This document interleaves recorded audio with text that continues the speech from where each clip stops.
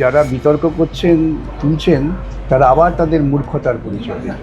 মোদির ছবি কে বললো? ওটা কি ছবিটা দিয়েছেন মোদির ফটোগ্রাফ তুলে এসে আপনাকে দিলাম? ওটা একটা কার্টুন। কিটের মতো 5 বছর মেয়র ছিলাম, কত কার্টুন তো আমাকে নিয়ে তখন পত্রপত্রিকায় বেরিয়েছে। বিকজ একটা অত্যন্ত বিতর্কিত ইস্যু চলছে বাংলার বুকে এই মুহূর্তে, সেটা হচ্ছে শ্রীলেখা মিত্র অভিনেত্রী। তিনি ওই দিনের মিছিলে একটি পোস্টার ধরেছিলেন, যে পোস্টারের মধ্যে একটা ডেরিভেটিভ ব্যাপার রয়েছে। নরেন্দ্র মোদী দেশের প্রধানমন্ত্রী, তাকে খানিকটা তাকে অসম্মান করা হয়েছে, খানিকটা ব্যাপার নয়, অসম্মান করা হয়েছে, এটা বিজেপির তরফ থেকে বলা হয়েছে। এবং পোস্টারটি উনিও দেখেননি, চশমা পরে যাননি বলা হচ্ছে। এটা নিয়ে একটা তুমুল বিতর্ক, তাকে অলরেডি আইনি চিঠি। যারা বিতর্ক করছেন তুলছেন তারা আবার তাদের মূর্খতার পরিচয় দেবে। সমালোচনা হওয়া উচিত, কুরুচির প্রশ্ন। রাজনৈতিক নেতা তার কার্টুন হবে না। আমি যদি বলি, আমি যুক্তি খাড়া করি, ওটা মোদির ছবি কে বললো? যুক্তি তো আসছে, বাট মোদির ছবি কে বললো? ওটা কি ছবিটা দিয়েছেন মোদির ফটোগ্রাফ তুলে এসে আপনাকে দিলাম? ওটা একটা কার্টুন। একটা কার্টুনে যাকে আঁকা হয়েছে সে মোদির প্রতিরূপ। আপনি কি দেখেছেন ছবিটা, পোস্টারটা পরের দিকে দেখেছেন? আমি দেখেছি, যে আমি যাই সোশ্যাল মিডিয়ায় দেখলাম। যেটা নিন্দনীয়, এটা কুরুচি যারা পোস্টারটা বানিয়েছে। কিন্তু এটা ফৌজদারি অপরাধ যারা ভাবছেন তারা নিজেদের কবর খুঁজছে। আমি আবারও বলি, এটার মধ্যে দিয়ে বিজেপিদের আদর্শগত দুর্বলতা প্রকাশ পাচ্ছে। ওরা বলতে পারছেন না দাঁড়িয়ে যে এটা অরুচিকর।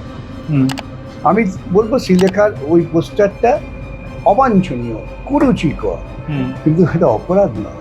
তাহলে সে এটা যদি অপরাধ হয়, তাহলে ভারতবর্ষের কোনো কার্টুনিস্ট বাঁচবে না। আজকাল স্ট্যান্ড আপ কমিটি সব চালু হয়েছে, সেসব শুনবেন, তাহলে তাদের তো গুলি মেরে মেরে ফেলে দেবে এরা।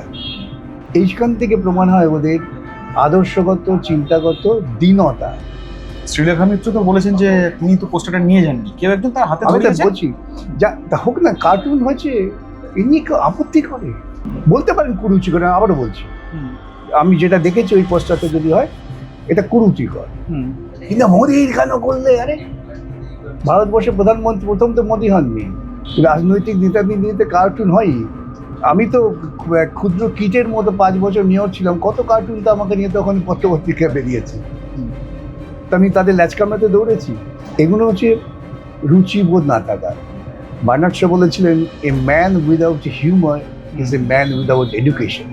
এরা সেই পর্যায়ে। শ্রীলেখা মিত্র আরেকটা কথা বলেছেন, সেটা হচ্ছে যে যেটা খুব খুব সিরিয়াস ব্যাপার, সেটা হচ্ছে যে দরকার পড়লে আমাকে ফাঁসিতে ঝুলিয়ে দিন, কিন্তু আমি জানি আমার জন্য আন্দোলন হবে। স্বাভাবিক হবে তো। তিনি একটা প্রতিবাদে গিয়েছিলেন, প্রতিবাদ তো অত্যন্ত যুক্তিসঙ্গত বিষয়ের উপর। সেখানে তিনি হয়তো একটি পোস্টার যেটা বাঞ্ছনীয় নয়, তার জন্য তার একটা অপরাধ হলো, এত বড় অপরাধ। আমি বলি সেটা, এটা বৌদ্ধিক জগতে নিন্দা হওয়া উচিত ছিল। আচ্ছা, এই বৌদ্ধিক জগতে নিন্দা করার ক্ষমতা বিজেপি নেই। ওরা কিছু লোককে নামিয়ে দিয়েছে, অনবরত গালাগালি করছে, চেঁচামেচি করছে। কেন চেঁচামেচি করছে জানে না। ওদের ডেকে ডেকে জিজ্ঞাসা করুন তো ভাই, যে তেরঙ্গা পাতাটা মানেটা কি বলতো? যারা মিছিল লিড করছিলেন তাদের জিজ্ঞেস করুন। আমাদের এইটাই হচ্ছে সমস্যা। আচ্ছা বিকাশ দা, লাস্ট ইস্যু সেটা হচ্ছে যে লাহেক আলীর জেল থেকে বেরোতে আর কতদিন লাগবে?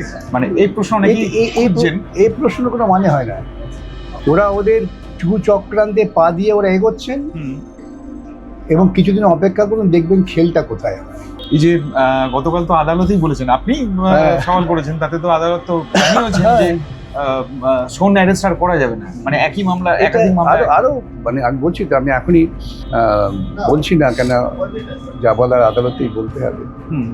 ওদের যে কত বড় কুচক্রান্ত সেটা ওদের নগ্নতা প্রকাশ পেয়ে যাবে মামলা।